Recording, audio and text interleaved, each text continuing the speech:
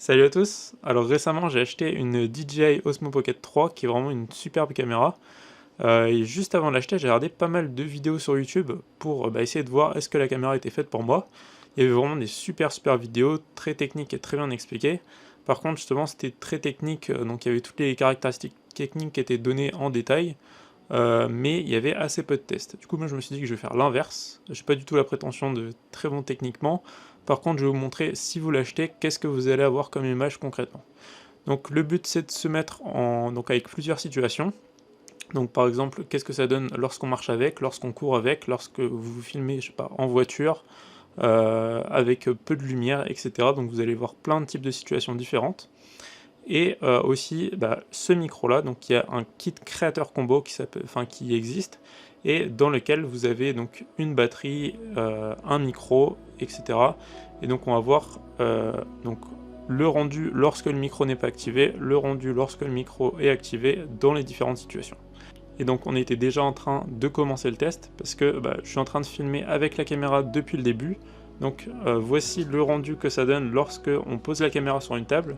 Je trouve que c'est vraiment une super solution. Moi je sais que je fais pas mal de vidéos sur d'autres sujets sur YouTube et j'ai besoin juste de faire par exemple des tutos, poser une caméra sur une table, que ça prenne pas trop de place, que ce soit pas compliqué à régler, et ça c'est vraiment une super solution parce que du coup on va avoir le micro qui nous permet d'avoir une qualité sonore qui est plutôt pas mal. La caméra sans aucun réglage qui fonctionne super bien, c'est ultra rapide prise en main, vous avez juste à tourner l'écran, à vous mettre à filmer, et puis ça donne ce rendu là. Je vais juste éteindre le micro pour vous montrer la différence avec et sans le micro. Donc là, le micro est désactivé, normalement la qualité est un peu moins bonne au niveau sonore, enfin en tout cas elle est moins nette peut-être. Mais lorsqu'on est en intérieur, ça pose pas vraiment de grands soucis. Par contre, on va voir dans la suite du test que si on n'a pas de micro, par exemple en voiture, là on va être beaucoup plus embêté. Donc je vous laisse tout de suite me suivre dans la suite du test, et puis on se retrouve juste après. Bon alors pour ce premier test, le but ça va être de voir comment est-ce que ça se passe lorsqu'on va juste marcher et puis filmer le paysage. Donc par exemple si vous êtes en voyage, et puis que vous voulez aussi enregistrer votre voix. Donc pour chacun des tests, à chaque fois je vais vous faire le test sans le micro d'activer et ensuite avec le micro d'activer. Donc je pense que la qualité audio normalement est vraiment top quand on a le micro, donc même si on est dehors, alors que pourtant on a quand même un peu de vent. Si maintenant je donc là le micro est désactivé, on a directement le son de la caméra et cette fois-ci ça doit être beaucoup plus compliqué à m'entendre. Donc si je l'active, d'un coup ça doit être beaucoup plus agréable. Donc pour les tests en extérieur je vais mettre la bonnette parce que c'est toujours plus pratique. Mais on peut voir que là je marche plutôt normalement et il n'y a pas particulièrement de problème de stabilisation ou quoi que ce soit. Et du coup on a la possibilité d'inverser en fait le sens de la caméra et de marcher. Et donc là je marche normalement sans faire particulièrement attention à la stabilisation et pourtant c'est quand même, ça reste très stable. Donc maintenant on va voir en courant ce que ça donne. Donc déjà je vais courir, mais alors ouais, le micro ça ne doit pas être très agréable d'entendre. J'essaye de courir sans faire aucun effort sur la stabilisation. Et normalement, pourtant, ça doit rester quand même plutôt stable. Je vais vous montrer en tournant la caméra. Donc là, je suis en train de courir. Je fais absolument aucun effort sur la stabilisation. Et pourtant, ça reste quand même très correct. Donc maintenant, je vais vous montrer une fonctionnalité qui est plutôt pas mal. Et c'est la fonctionnalité de suivi. Donc vous avez la possibilité juste de cliquer sur votre visage. Et à partir de là, il va commencer à vous traquer en fait. Donc vous pouvez bouger un peu dans tous les sens et la caméra va vous suivre. Donc vous pouvez vous rapprocher, vous éloigner, il continuera à vous suivre. Donc normalement, il va y avoir une certaine distance à respecter. Donc vous ne pouvez pas aller... en fait, il y a des limites au niveau de la rotation des moteurs sur la caméra. Donc par exemple, si je bouge un peu trop, il va peut-être me perdre. Pour l'instant, ça a l'air d'aller. Je ne suis pas embuté. Tac. Et là, il me suit à 360. Non, il n'y a pas de souci au final. Ah si, ouais, c'est à cet endroit-là. Donc là, il est parti en butée, et dans ce cas-là, il me perd. Par contre, lorsque je reviens dans le champ, il n'y a plus de problème, il arrive à nouveau à me suivre. Et donc ça, si vous faites des vidéos tout seul, que vous voulez être sûr d'être bien cadré, c'est vraiment le top. Vous avez juste à poser la caméra. Vous pouvez vous balader où est-ce que vous voulez, et il n'y aura aucun problème à vous suivre. Donc là, maintenant, on prend la voiture, et on va aller faire des tests directement en voiture. J'en ai jamais vu, puis ça m'intéressait de voir comment est-ce que ça réagit. Donc juste pour information, là donc j'enregistre cette voix après les tests. Vous allez voir que des fois on a quelques petits soucis, surtout à basse vitesse, mais vous allez voir comment est-ce que ça fonctionne. Maintenant, voici un exemple en voiture. Donc là on est sur une petite route. Je suis à un peu plus de 50 km/h. Habituellement, on a des gros soucis pour se filmer dans ce genre de conditions.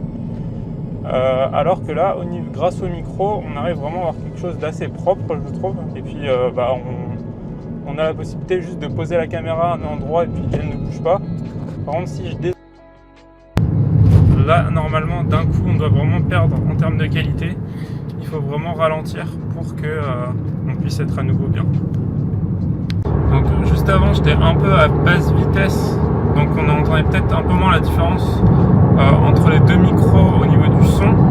Par contre, si je me mets à plus haute vitesse, donc là je suis à 90, là on entend peut-être plus de différence entre les deux micros. Donc là le micro maintenant est connecté et normalement on doit sentir une amélioration assez importante. Normalement ça réduit pas mal les bruits de voiture.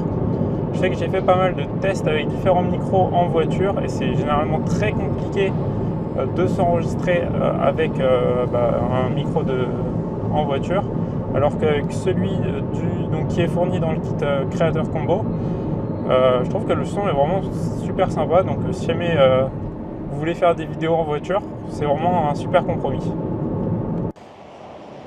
Donc maintenant un autre endroit où je voulais absolument tester donc la caméra et le micro, c'est au bord d'un endroit vraiment très bruyant. Donc pour ça je me suis mis au bord d'une autoroute, donc qui passe juste à côté. Et le but du coup c'est de voir avec le micro et sans le micro qu'est-ce que ça donne. Donc normalement on peut quand même m'entendre même avec le micro, même s'il y a du... Par contre si j'enlève le micro, là je suis directement avec le son de la caméra. J'imagine que ça doit quand même poser quelques petits soucis, donc on entend peut-être, mais je pense moins bien. Et le son doit être un peu étouffé par rapport à d'habitude. Une chose qui peut aussi peut-être intéresser les gens, c'est de voir le comportement de la caméra en zoom. Donc là, on est en zoom x1 et du coup, on a la possibilité de zoomer en x2. Donc voici le rendu. Donc là, bien sûr, on est en 4K. Donc là, le but, c'était de vous montrer la différence entre le 4K et le 1080p. Mais en réalité, le 1080p va se servir de la caméra en 4K et zoomer dedans. Donc il n'y a aucune différence de qualité. Donc j'espère que ce petit test vous aura plu. Juste avant de finir, il y a deux choses qu'on n'a pas encore testées. C'est, dans un premier temps, comment est-ce que c'est réagi lorsque vous êtes complètement sous-exposé ou sous-exposé. Donc il y a une grande différence entre, par exemple, un endroit qui est très exposé et un endroit qui ne l'est pas du tout. On voit que ça réagit quand même plutôt très bien. Si jamais vous faites la même chose avec un téléphone, vous allez peut-être pas voir grand-chose de votre visage. Et lorsque l'on switch d'un coup d'un endroit très exposé à un endroit non exposé, on voit que ça réussit à faire la transition quand même plutôt rapidement. Et aussi quelque chose d'assez bluffant, et ce qui est peut-être le plus impressionnant, c'est en basse lumière. Donc là, voici le rendu en basse lumière. Je vais prendre mon téléphone et faire la même vidéo et vous la mettre juste à côté pour vous montrer un peu le résultat, et qui n'est pas du tout le même. Donc là, d'un côté, vous avez le rendu avec l'Osmo Pocket. De l'autre, vous avez celui avec le téléphone.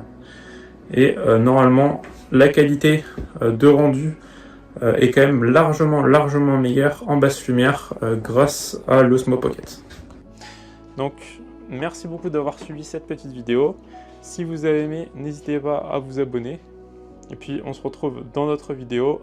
D'ailleurs, il y en a une qui sortira bientôt sur donc, une différence entre filmer avec une DJI Osmo Pocket et un iPhone.